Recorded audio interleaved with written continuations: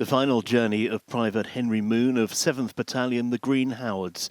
The 21-year-old died on the 1st of October 1944, but he wasn't discovered until 2020.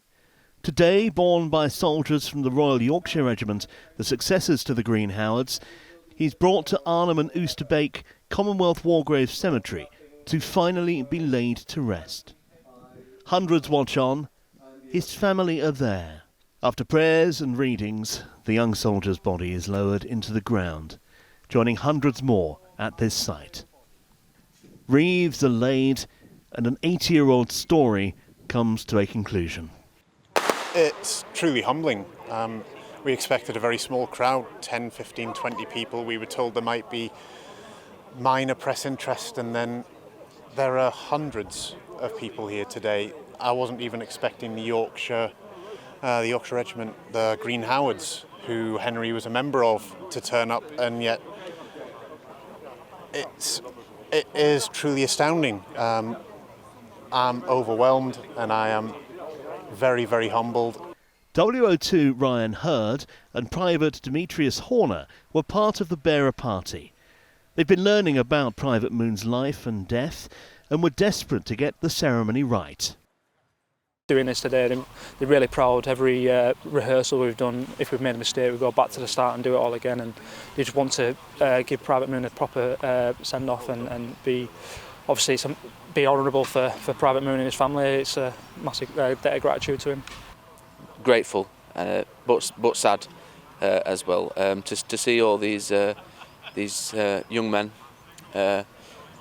from Yorkshire specifically, who paid the ultimate sacrifice.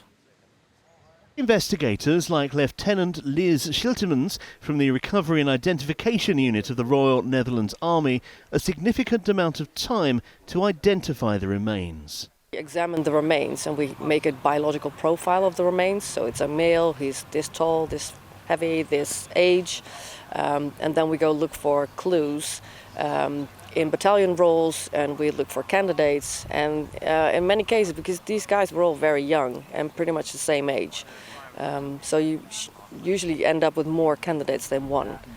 So in the case of Henry Moon, we had to take several attempts. This is Lieutenant Dermod Anderson.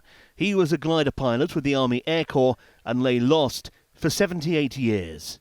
He too was buried.